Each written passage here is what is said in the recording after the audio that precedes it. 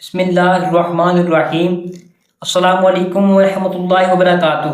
محترم ناظرین، آج ہم آپ کو اس ویڈیو میں بتائیں گے کہ حضرت آدم علیہ السلام سے پہلے اس زمین پر کون سی مخلوق آباد تھی۔ جب حضرت آدم علیہ السلام کو جنت سے نکال کر زمین پر بھیج دیا گیا تو وہ مخلوق کہاں گئی اور ان کے ساتھ کیا سلوک کیا گیا۔ حضرت آدم علیہ السلام اور حضرت اماں حوا علیہ السلام کے متعلق بہت سے سوال کیے جاتے ہیں کہ ان سے پہلے دنیا میں کیا تھا اور یہ دنیا کیسے وجود میں آئی تھی۔ محترم ناظرین، آپ کو اس ویڈیو میں ہم یہ بھی بتائیں گے کہ حضرت آدم علیہ السلام سے پہلے اس دنیا میں کون سی مخلوق آباد تھی اور کون سے پیغمبر اس دنیا میں تشریف لے کر آئے تھے۔ حضرت آدم علیہ السلام جنت سے زمین پر کہاں اتارے گئے اور حضرت آدم علیہ السلام کی تخلیق مٹی سے ہی کیوں ہوئی اور وہ مٹی کہاں سے لی گئی۔ حضرت آدم علیہ السلام نے دنیا میں زندگی کیسے گزاری اور جنت سے اترنے کے بعد جنت سے اپنے ساتھ کیا چیز لے کر آئے تھے، اور آپ کو یہ بھی بتائیں گے کہ حضرت آدم علیہ السلام کی وفات کب اور کیسی ہوئی۔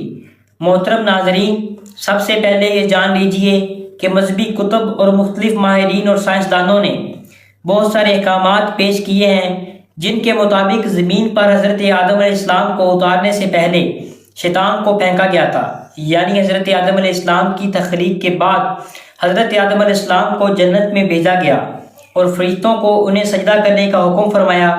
اس پر شیطان نے انکار کر دیا، جس وجہ سے ابلیس کو جنت سے نکال کر زمین پر پھینک دیا گیا، جہاں پر وہ ہزاروں سال روتا رہا، اور پھر اس ابلیس نے اللہ تبارک و تعالیٰ سے قیامت تک مہلت لے کر اولاد آدم کی راہ راست کو بھٹکانے کی کوشش کی۔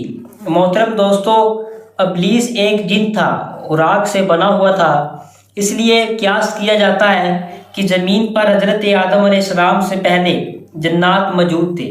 جنات کے فرشتوں فتنہ فساد کی وجہ سے اللہ کے حکم سے فرشتوں کی فوج بھیج کر ان کو ختم کر دیا گیا، اور بچے ہوئے جنوں کا بسیرہ جزیرے اور سمندر ہو گئے تھے۔ سائنسدانوں کا یہ بھی کہنا ہے کہ حضرت آدم علیہ السلام سے پہلے زمین پر ڈائناسورز آباد تھے۔ انسانوں کی آبادی کے بعد ان کی نسلیں آہستہ آہستہ ختم ہونے لگی، اور کچھ ماہرین کے مطابق حضرت آدم علیہ السلام سے پہلے اس زمین پر موجود تھی، جن کی کچھ باقیات اور ڈھانچے بھی ملے ہیں، اور اس پر یہ بھی خیال کیا جاتا ہے کہ حضرت آدم علیہ السلام سے پہلے بھی زمین پر انسان موجود تھے جو باقی امتوں کی طرح ختم ہو گئے یا کر دیے گئے تھے۔ کچھ لوگوں کے مطابق زمین خلائی مخلوقات کا مرکز تھی۔ محترم دوستو، سورہ ہود کے آیت نمبر 27 میں بیان کیا گیا ہے کہ وہی ہے جس نے زمین اور آسمان کو 6 دن میں پیدا فرمایا، اور اس وقت اس کا عرش پانی پر تھا۔ اس آیت کے مطابق حضرت آدم علیہ السلام سے پہلے زمین پر صرف پانی موجود تھا۔ اس آیت میں کسی بھی طرح کا اشارہ نہیں ہے۔ اس کے متعلق حضور نبی کریم صلی اللہ علیہ وسلم نے ارشاد فرمایا کہ اللہ کے سوا کچھ نہ تھا، اس کے اوپر ہوا بھی نہیں تھی اور نہ ہی اس کے نیچے ہوا تھی۔ مطلب یہ کہ کچھ نہ تھا، پھر اس نے پانی پر اپنا عرش پیدا کیا، گویا یہ تھی مخلوق کی آباد۔ محترم دوستو، بخاری شریف میں بھی بیان کیا جاتا ہے کہ ایک بار آپ صلی اللہ علیہ وسلم کے پاس یمن سے ایک وفد آیا اور کہا کہ ہمیں آپ سے علم لینا ہے۔ آپ علیہ السلام ہمیں بتائیے کہ اس زمین پر حضرت آدم علیہ السلام سے پہلے کیا تھا؟ تو حضور نبی کریم صلی اللہ علیہ وسلم نے ارشاد فرمایا، کچھ نہیں تھا، صرف اللہ تبارک و تعالیٰ کی ذات تھی، اور آگ کا عرش پانی پر تھا، اور لوح محفوظ میں قلم سے سب لکھ کر محفوظ کر دیا گیا تھا۔ آپ صلی اللہ علیہ وسلم فرما رہے تھے کہ بلا شبہ اللہ نے سب سے پہلے قلم کو پیدا کیا، پھر اللہ نے اس کو حکم دیا کہ لکھ، چنانچہ وہ اس وقت چل پڑا، اور قیامت کے دن تک ہونے والی ہر چیز لکھ دی گئی تھی۔ یہ اللہ تعالیٰ کا علم تھا جس کو قلم نے اس کے حکم کے مطابق لوح محفوظ پر لکھ ڈالا۔ حضرت سیدنا عبداللہ ابن عمر بن عاص رضی اللہ تعالیٰ عنہ سے روایت ہے کہ میں نے سنا ہے کہ اللہ کے رسول صلی اللہ علیہ وسلم ارشاد فرما رہے تھے کہ اللہ نے آسمانوں اور زمین کی پیدائش سے 50,000 سال پہلے تمام مخلوقات کی تقریروں کو لکھ دیا، اور اس وقت اس کا عرش پانی پر تھا۔ محترم دوستو، اس حدیث مبارکہ سے یہ بات واضح ہو گئی ہے کہ سب سے پہلے پانی پر عرش موجود تھا، پھر قلم کے بعد فوراً لوح محفوظ کو پیدا کیا گیا، جس پر سب کچھ جو قیامت تک ہونے والا تھا لکھ دیا گیا۔ پھر کائنات کی باقی مخلوقات، آسمانوں اور زمین کی پیدائش وجود میں آتی گئی۔ محترم دوستو، حضرت ابو ہریرہ رضی اللہ تعالی عنہ سے روایت ہے کہ جب نبی کریم صلی اللہ علیہ وسلم سے دنیا کی پیدائش کے بارے میں پوچھا تو آپ صلی اللہ علیہ وسلم نے اس طرح ان کی ترتیب بیان فرمائی کہ ہفتے والے دن مٹی کو پیدا فرمایا، اتوار والے دن پہاڑ کو پیدا فرمایا اور پیر والے دن درخت کو پیدا فرمایا، منگل کو تکلیف، بیماریاں اور مصیبتوں کو، بدھ کو نور اور جمعرات کو چوپائے اس زمین پر پھیلائے رہے تھے۔ جمعے کے دن عصر سے لے کر رات تک حضرت آدم علیہ السلام کو پیدا فرمایا تھا۔ اس حدیث مبارکہ سے پتہ چلتا ہے کہ ابتدائی مخلوقات کی ترتیب کیا تھی۔ ان میں سب سے آخری نمبر حضرت آدم علیہ السلام کا تھا، جبکہ حضرت آدم علیہ السلام نسل انسانی میں سب سے پہلے فرد اور تمام انسانوں کے باپ۔ محترم ناظرین، جب انسانوں سے پہلے فرشتے اور جن پیدا ہو چکے تھے، صاحب عقل مخلوقات میں سب سے پہلے نمبر فرشتوں کا، دوسرا نمبر جنوں کا اور آخری نمبر انسانوں کا ہے، جیسا کہ اللہ پاک نے قرآن مجید فرقان حمید کی سورۃ الحجر میں کی آیت 27 نمبر میں ارشاد فرمایا، اس سے پہلے جنات کو ہم نے لو والی آگ سے پیدا کیا۔ جنات کے بارے میں حضرت عبداللہ ابن عباس رضی اللہ تعالی عنہ فرماتے ہیں کہ حضرت آدم علیہ السلام کی تخلیق کے تقریباً 2000 سال پہلے جنات کو پیدا کیا گیا تھا۔ وہ ہماری اس زمین پر آباد تھے، مگر آہستہ آہستہ وہ فتنہ فساد کرنے لگے۔ جب وہ حد سے بڑھ گئے اور ناحق خون بہانے لگے تو اللہ تبارک و تعالیٰ نے ان کی طرف فرشتوں کا ایک عظیم لشکر بھیجا، جن سے جنات اور فرشتوں کے مابین زبردست لڑائی شروع ہوگی، اور اس معرکہ میں جنات کو تہس نہس کر دیا گیا اور وہ پناہ لینے کے لیے سمندر اور جزیرے، جنگلات، پہاڑوں پر چلے گئے تھے۔ ان کو زمین کے ہر حصے سے نکال دیا گیا، چنانچہ آج تک ان کے رہنے کی جگہ یہی ہے، جنگلات، پہاڑ وغیرہ۔ محترم ناظرین، یہاں آپ کو یہ بھی بتائیں گے کہ حضرت آدم علیہ السلام کی تخلیق مٹی سے ہی کیوں ہوئی اور وہ مٹی کہاں سے لی گئی۔ حضرت آدم علیہ السلام کا نہ باپ اور نہ ماں، بلکہ اللہ تبارک و تعالیٰ نے ان کو مٹی سے بنایا۔ روایت میں آتا ہے کہ جب اللہ پاک نے آپ کو پیدا کرنے کا ارادہ فرمایا تو حضرت اسرائیل علیہ السلام کو حکم دیا کہ زمین سے ایک مٹھی مٹی لے آؤ۔ حکم کے مطابق حضرت اسرائیل علیہ السلام آسمان سے زمین پر اتر گئے اور زمین کی تمام مٹی حضرت اسرائیل علیہ السلام کی مٹھی میں بند ہو گئی، اور پھر اللہ تبارک و تعالیٰ کی ذات کے سامنے حاضر ہوئے۔ اس مٹی میں مختلف رنگوں کی مٹی تھی، سرخ، سیاہ، سفید، یعنی بہت سے رنگوں کی مٹی تھی، اور پھر اللہ تبارک و تعالیٰ کی ذات نے اس مٹی کو گوندنے کا حکم فرمایا۔ چنانچہ ایک مدت کے بعد یہ چپکنے والی بن گئی، پھر ایک مدت تک یہ گوندی گئی تو کیچڑ کی طرح وہ گاڑا بن گئی تھی، پھر یہ خشک ہو کر پھر گوندائی گئی اور بچتی ہوئی مٹی بن گئی۔ اس مٹی سے اللہ تبارک و تعالیٰ نے حضرت آدم علیہ السلام کا پتلا بنا کر جنت کے دروازے پر رکھ دیا گیا، جس کو دیکھ دیکھ کر فرشتوں کی جماعت تعجب کرتی تھی، کیونکہ فرشتوں نے ایسی شکل و صورت کی کوئی مخلوق کبھی پہلے نہیں دیکھی تھی۔ محترم دوستو، اللہ تبارک و تعالیٰ نے پتلے میں روح کو داخل ہونے کا حکم ارشاد فرمایا۔ چنانچہ روح داخل ہو کر جب آپ کی نظروں میں پہنچی تو آپ کو چھینک آئی۔ جب روح زبان تک پہنچی تو آپ نے الحمدللہ پڑھا، اور اللہ تبارک و تعالیٰ نے فرمایا یرحمک اللہ، یعنی اللہ تم پر رحم فرمائے۔ اے ابو محمد، یعنی آدم، میں نے تم کو اپنی حمد ہی کے لیے بنایا ہے۔ پھر رفتہ رفتہ پورے بدن میں روح پہنچی اور آپ زندہ ہو کر اٹھ کھڑے ہوئے۔ اللہ تعالیٰ نے حضرت آدم علیہ السلام کو 4 عظیم شرف اور مرتبے عطا فرمائے تھے۔ پہلا، ایک اپنے ہاتھ سے پیدا فرمایا۔ ایک بات یہاں پر واضح کرتے رہیں کہ اللہ تبارک و تعالیٰ وجود سے پاک ہیں، تو ہاتھ سے کیا مراد ہے؟ یعنی اپنے نگاہ کرم سے، اپنی رحمت و خاص سے آپ کو پیدا فرمایا۔ دوسرا نمبر، پھر آپ کے بدن میں روح پھونکی۔ تیسرا نمبر، فرشتوں کو سجدہ کرنے کا حکم فرمایا۔ چوتھا، اشیاء کے ناموں کی علم سے سرفراز فرما دیا تھا۔ دوستو، مختلف مذاہب کی کتابوں میں یہ لکھا ہے کہ ابلیس یعنی شیطان جن تھا، اور اللہ تعالیٰ نے اس کی عبادات کے باعث اسے فرشتوں میں شامل کر لیا تھا اور اسے ان کا سردار بنا لیا تھا۔ اس کے بعد اس کی ریاضت کا سلسلہ جاری رہا۔ اس کائنات کا کوئی ایسا چپا یا کوئی ایسا ٹکڑا نہیں جس پر ابلیس نے سجدہ نہ کیا ہو۔ یہ ان سجدوں اور ریاستوں اور عبادتوں کا نتیجہ اللہ تبارک و تعالیٰ نے ابلیس کو فرشتوں کا سردار بنایا، لیکن پھر شیطان غرور کا شکار ہوا۔ اس نے مٹی کے پتلے یعنی حضرت آدم علیہ السلام کو سجدہ کرنے سے انکار کر دیا۔ جب اللہ تبارک و تعالیٰ نے حضرت آدم علیہ السلام کو مٹی سے بنایا تو سب کو کہا کہ ان کو سجدہ کیا جائے، لیکن ابلیس کے اندر ایک غرور تھا، ایک گھمنڈ تھا۔ اس نے کہا کہ میں آگ سے بنا ہوں اور یہ پتلا مٹی سے بنا ہے، میں کیوں اس کو سجدہ کروں؟ اس نے سجدہ کرنے سے انکار کر دیا، اور یہاں سے خیر اور شر کی طاقتوں کے درمیان جنگ کا آغاز ہو گیا تھا۔ قدیم صاحب لکھتے ہیں کہ جب شیطان کو اللہ تبارک و تعالیٰ نے حضرت آدم علیہ السلام کو سجدہ کرنے کا حکم دیا تو اس نے غرور تکبر کرتے ہوئے حضرت آدم علیہ السلام پر حقارت سے تھوک دیا تھا، اور پھر شیطان کا تھوک حضرت آدم علیہ السلام کے پیٹ پر گرا۔ اس کے بعد اللہ تبارک و تعالیٰ نے حضرت جبرائیل علیہ السلام کو تھوک والی مٹی نکالنے کا حکم ارشاد فرمایا۔ حضرت جبرائیل علیہ السلام نے یہ مٹی نکالی اور حضرت آدم علیہ السلام کے پیٹ پر ایک چھوٹا سا سوراخ بن گیا۔ یہ سوراخ ناف کی شکل میں آج بھی ہمارے پیٹ پر موجود ہے۔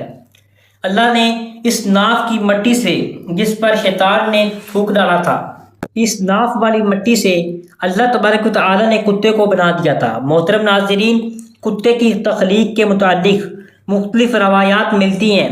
حضرت آدم علیہ السلام اور حضرت اماں حوا علیہ السلام کو اللہ تبارک و تعالیٰ نے اس زمین پر بھیجا تو شیطان نے زمین پر موجود درندوں کو ورگلایا کہ وہ ان دونوں کو خواجہ ہیں، تو تب اللہ تبارک و تعالیٰ نے کتے کو پیدا کیا تھا، جس نے حضرت آدم علیہ السلام اور حضرت اماں حوا علیہ السلام ان دنوں سے حفاظت فرمائی تھی۔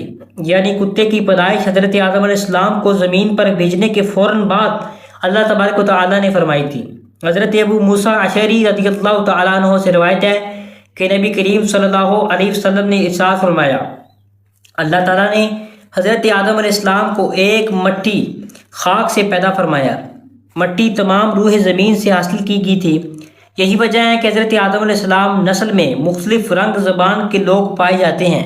حضرت آدم علیہ السلام کی کنیت ابو محمد یا ابو البشر اور آپ کا لقب خلیفۃ اللہ اور صفی اللہ ہے، اور آپ اللہ تبارک و تعالیٰ کے سب سے پہلے نبی۔ آپ نے 960 برس کی عمر پائی اور بوقت وفات آپ کی اولاد تقریباً 1,00,000 ہو چکی تھی، جنہوں نے طرح طرح کے ستونوں عمارتوں سے زمین کو آباد کیا تھا۔ محترم ناظرین، قرآن مجید میں بار بار اس مضمون کا بیان کیا جاتا ہے کہ حضرت آدم علیہ السلام کی تخلیق مٹی سے ہوئی، چنانچہ حضرت آدم علیہ السلام کو اللہ تبارک و تعالیٰ نے بہشتے میں رہنے کا حکم دیا تو آپ جنت میں تنہائی کی وجہ سے کچھ پریشان ہوئے، تو اللہ تعالیٰ نے آپ پر نیند کا غلبہ فرمایا اور آپ گہری نیند سو گئے تھے۔ تو نیند ہی حالت میں آپ کی بائیں پسلی سے اللہ تبارک و تعالیٰ نے حضرت حوا علیہ السلام کو پیدا فرمایا تھا۔ جب آپ نیند سے بیدار ہوئے تو یہ دیکھ کر حیران رہ گئے کہ آپ نہایت ہی خوبصورت حسین و جمیل عورت آپ کے پاس بیٹھی تھی۔ آپ نے ان سے فرمایا کہ تم کون ہو اور کس لیے یہاں آئی ہو؟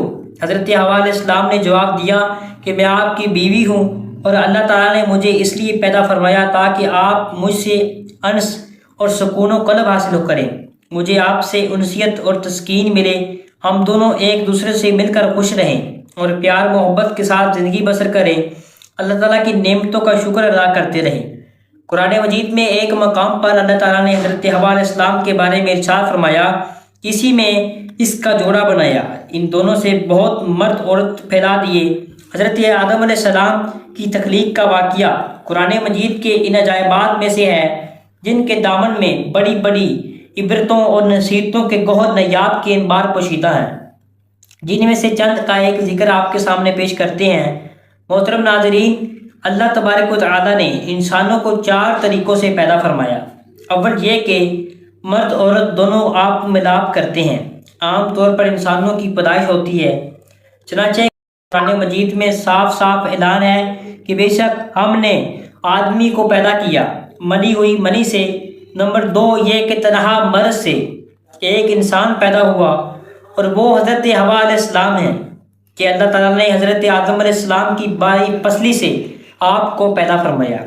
اور تیسرا یہ کہ تنہا ایک عورت سے ایک انسان پیدا ہوا اور وہ حضرت عیسیٰ علیہ السلام جو کہ پاک دامن کنواری ہی بی بی مریم سلام اللہ کی شکم سے بغیر باپ کے پیدا ہوئے تھے۔ چوتھا یہ کہ بغیر مرد عورت کے بھی ایک انسان کو اللہ تبارک و تعالیٰ نے پیدا فرمایا، اور وہ انسان حضرت آدم علیہ السلام ہیں کہ اللہ تعالیٰ نے ان کو مٹی سے بنایا تھا۔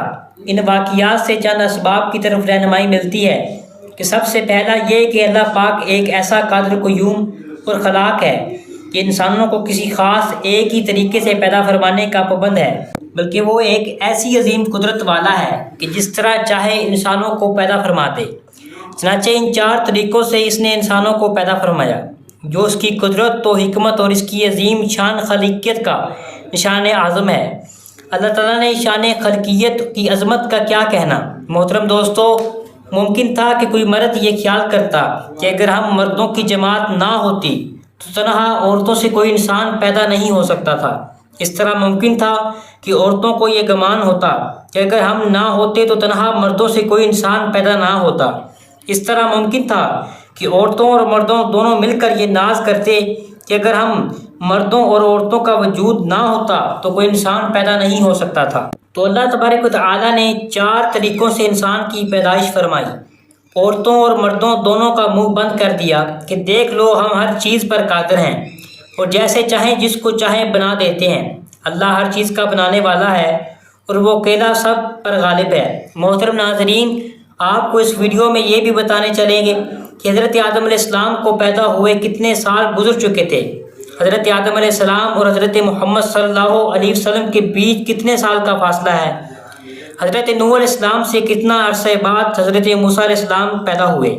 محترم ناظرین، یہ بات نہ قرآن مجید میں موجود ہے اور نہ ہی حدیث میں ثابت ہے، البتہ اس بارے میں بعض تاریخی روایات ملتی ہیں۔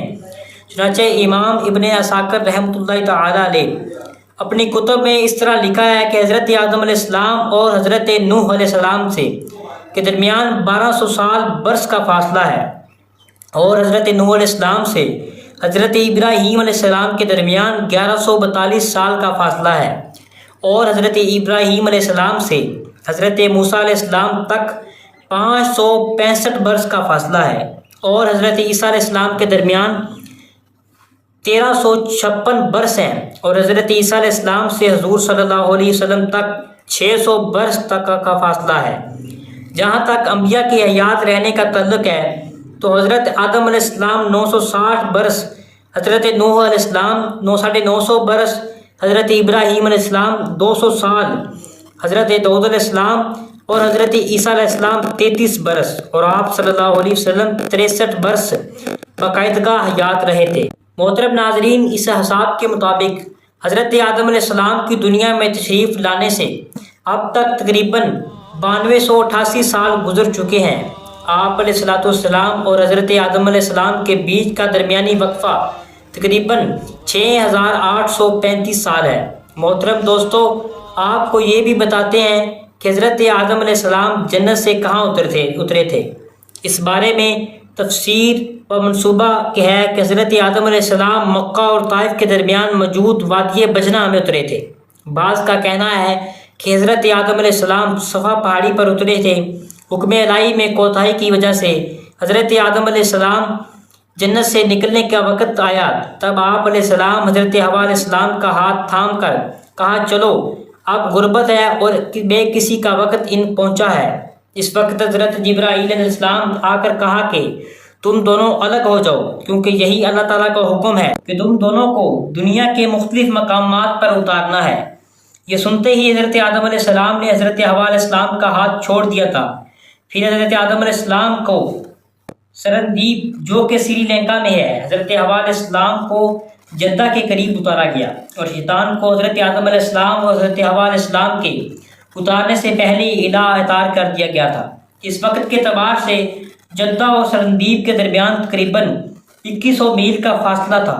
حضرت آدم علیہ السلام کی جنتی زبان عربی تھی، لیکن وہ ان کو بلا دی گئی اور اس کے بجائے آپ علیہ السلام کی سریانی زبان عطا کر دی گئی تھی۔ محترم دوستو، تاریخ کے اعتبار سے دیکھا جائے تو ہندوستان کے علاقے سیلون کے جزیرے سرندیپ بوز نامی پہاڑی پر حضرت آدم علیہ السلام کے قدم کے نشان ملتے ہیں۔ بعض میں یہ پہاڑی سری لنکا کے حصے میں آئی، جسے تاریخی نے روایات کے مطابق حضرت آدم علیہ السلام کے پاؤں کے نقش سے منسوب کیا جاتا ہے۔ اس مناسبت سے اس پہاڑ کو آدم علیہ السلام کی چوٹی یا کوہ آدم کا نام دیا گیا ہے۔ کوہ آدم کی پہاڑی سری لنکا کی دوسری بڑی چوٹی ہے، 7300 فٹ بلند۔ یہ چوٹی سری لنکا کے دارالحکومت کو لمبو سے 220 کلومیٹر کے فاصلے پر ہے۔ وہی آدم پر چڑھنے کے لیے بہترین وقت رات کا وقت ہے۔ پہاڑ کی چوٹی تک جانے کے لیے تقریباً 4 گھنٹے مسلسل سفر کرنا پڑتا ہے۔ کوہ آدم کی چوٹی پر حضرت آدم علیہ السلام کے پاؤں کے نقش کو محفوظ کر کے رکھا گیا ہے۔ وقفے وقفے سے اسے عام زیارت کے لیے کھول دیا جاتا ہے۔ بدھ مت کے مطابق یہ نشان بدھ کا ہے اور ہندوؤں کے مذہب کے مطابق یہ نقش شیوا جی کا ہے۔ بدھ مذہب کے بھی سب سے پرانی کتاب محوس میں اس قدم کا ذکر موجود ہے۔ محترم دوستو، اپریل کے مہینے میں زائرین کی بڑی تعداد یہاں آتی ہے اور اس قدم کے نقشوں پر زیارت کر دی جاتی ہے۔ مقامی زبان میں اس پہاڑی کو سری پاڑا کہا جاتا ہے۔ تاریخی حوالے بتاتے ہیں کہ سکندر اعظم اور ابن بطوطہ نے بھی زیارت کے لیے یہاں کا سفر کیا تھا۔ ابن بطوطہ نے اپنے سفر نامے میں اس کا ذکر انتہائی دلچسپ پیرے میں کیا تھا۔ اس کا بیان ہے کہ میں نے جزیرے سیلان یعنی سری لنکا آنے کے بعد سیلان کے راجا سے کہا کہ میں قدم شریف کی زیارت کرنا چاہتا ہوں۔ سری لنکا کے راجا نے اہتمام کیا۔ راجا نے مجھے ایک ڈولا دیا اور کوئی غلام دیے جو مجھے ڈولا میں بٹھا کر کہیں لے گئے تھے۔ راجا نے 4 جوگی بھی میرے ساتھ کر دیے کہ جوگی راستے سے خوب واقف تھے۔ اس کے علاوہ 3 برہم اور 10 اہلکاروں کے علاوہ 15 آدمی بھی میرے سامان اٹھانے کے لیے ساتھ بھیج دیے تھے۔ ابن بطوطہ کے مطابق یہاں اہل چین بھی زیارت کے لیے آتے ہیں، جہاں کے لوگ کا کہنا ہے کہ چین کے زائرین پاؤں کے انگوٹھے کے نشان کا پتھر توڑ کر لے گئے تھے اور اسے چین کے شہر زیتون کے ایک مندر میں جا کر رکھا تھا۔ اس نقش کی زیارت کے لیے اہل چین اس مندر میں آتے اور قدم کے پاس پتھر میں یہ نوگٹے کلے کر دیتے۔ ہندو زائرین اس میں سونا، یاقوت اور موتی دوسرے جواہر ڈال دیتے تھے۔ یہاں کے بھی باشندوں یہ مشہور ہے کہ ہر ایک شخص کو قدم کی لمبائی اور اس کے ایمان کے مطابق نظر آتی ہے۔ قرآن مجید میں بھی یا حدیث میں اس قدم کی بابت کوئی سند نہیں ملتی۔ یہاں آپ کو یہ بھی بتائیں گے کہ حضرت آدم علیہ السلام جب زمین پر اترے تو حضرت آدم علیہ السلام کا پہلا کھانا اور لباس کیا تھا۔ روایات میں آتا ہے کہ حضرت آدم علیہ السلام 60 سال جنت میں رہے۔ اس عرصے میں دونوں پر جنت کے کسی بھی حصے میں جانے کی پابندی نہیں تھی سوائے شجر ممنوع کے۔ شیطان اب ان دونوں کا کھلا دشمن تھا اور اپنی سزا کا بدلہ لینے کے لیے بھی بے قرار تھا۔ اس کی شدید خواہش تھی کہ یا اللہ کے حکم سے کہ خلاف ورزی کرے۔ پھر شیطان نے ان دونوں کے دلوں میں وسوسہ ڈال دیا تاکہ ان کی شرمگاہیں جو ایک دوسرے سے پوشیدہ بے پردہ ہو جائیں۔ اس نے انہیں کہا کہ تمہارے رب نے تم دونوں کو اس درخت سے اس لیے منع کیا ہے کہ کہیں یہ پھل کھا کر تم دونوں فرشتے نہ ہو جاؤ یا کہیں ہمیشہ زندہ رہنے والے میں سے نہ ہو جاؤ۔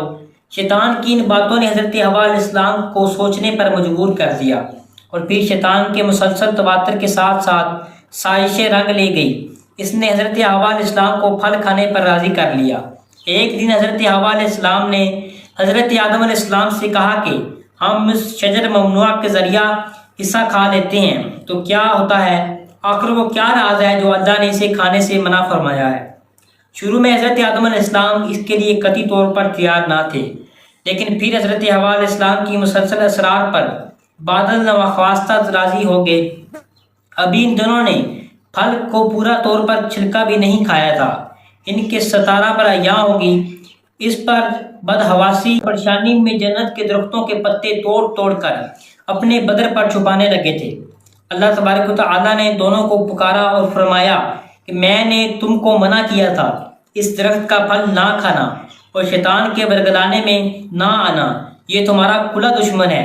محترم دوستو، جب حضرت آدم علیہ السلام اور حضرت حوا علیہ السلام نے اللہ کی پکار سنی تو ہمارے خوف الہی کے کانپ اٹھے۔ نہایت لاچاری اور عاجزی سے اپنی خطا پر نادم اور شرمندہ ہوتے ہوئے بارگاہ الہی میں حاضر ہوئے۔ اے ہمارے رب، ہم دونوں سے بڑی غلطی ہو گئی۔ اب اگر ہم رحم نہ کیا تو اور معاف نہ فرمایا تو ہم تباہ و برباد ہو جائیں گے۔ اللہ تبارک و تعالیٰ نے فرمایا کہ اب تم دونوں ایک خاص مدت تک زمین پر رہو گے جہاں تم ایک دوسرے کے دشمن ہو گے اور وہاں ہی مرنا ہے تمہیں اور اس میں پھر پیدا ہونا ہے۔ تو دونوں کو زمین کی طرف روانہ کر دیا گیا۔ حضرت آدم علیہ السلام جب جنت سے زمین پر تشریف لائے تو بارگاہ خدا بندی میں عرض کی کہ خدایا، میں یہاں نہ تو ملائکہ کی تسبیح عبادت کی آواز سن سکتا ہوں اور نہ ہی کوئی عبادت خانہ نظر آتا ہے، جیسا کہ آسمان میں بیت المعمور دکھائی دیتا تھا جس کے ارد گرد ملائکہ طواف کرتے تھے۔ اس پر اللہ پاک کا حکم آیا کہ جاؤ، جہاں پر ہم نے نشان بتائے تھے وہاں پر کعبۃ اللہ بناؤ اور اس کے گرد ہی طواف کرو، اس کی طرف منہ کر کے نماز بھی ادا کر لینا۔ جب حضرت جبرائیل علیہ السلام نے ان کی رہبری کی، ان کے ساتھ چل پڑے اور انہیں اس مقام پر لے آئے جہاں سے زمین بنی تھی، جس جگہ جھاگ بنتی تھی، اور پھر وہی جگہ پھیل کر پوری زمین بنی۔ حضرت جبرائیل علیہ السلام نے اپنا پر مار کر 7 زمینوں تک بنیاد رکھ دی، جس کو ملائکہ نے 5 پہاڑوں کے پتھروں سے بھرا، کوہ طور، کوہ لبان، کوہ جودی کو کوہ طور زیتان میں اور کوہ ہیرا بننے کے بعد نشان کے لیے چاروں طرف کی دیواریں بھی اٹھا دی تھی۔ اس طرح حضرت آدم علیہ السلام نماز بھی پڑھتے رہے اور طواف بھی کرتے رہے۔ حضرت آدم علیہ السلام زمین پر آنے کے بعد نہایت شرمسار اور افسردہ ہو چکے تھے۔ حضرت حوا علیہ السلام سے علیحدگی نے بھی سخت پریشانی میں مبتلا کر رکھا تھا۔ روایت میں آتا ہے کہ آپ ایک طویل عرصے تک اللہ کے حضور گڑ گڑاتے اور فریاد کرتے رہے، آنسو بہاتے رہے، یہاں تک کہ اللہ تعالیٰ نے ان کو اس گریہ وزری پر رحم فرمایا۔ اور پھر ایک دن حضرت جبرائیل علیہ السلام نے حضرت آدم علیہ السلام کے پاس آ کر انہیں اللہ کی جانب سے معافی کی نوید سنائی۔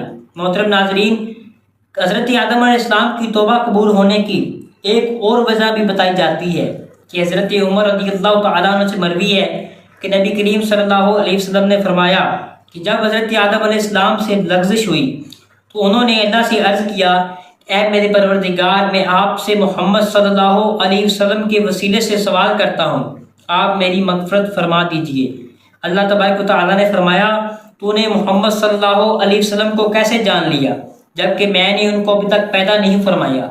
حضرت آدم علیہ السلام نے عرض کیا کہ اے میرے پروردگار، جب آپ نے مجھے اپنے ہاتھوں سے پیدا فرمایا، مجھے میں جان چکا تھا، پھر میں نے اپنا سر اٹھایا تو عرش پر لکھا دیکھا تھا کہ لا الہ الا اللہ محمد رسول اللہ، تو میں نے یہ جان لیا کہ جس ذات کا نام آپ نے اپنے نام کے ساتھ ملا لیا ہے، اس سے بڑھ کر آپ کے نزدیک اور کوئی محبوب نہیں ہو سکتا۔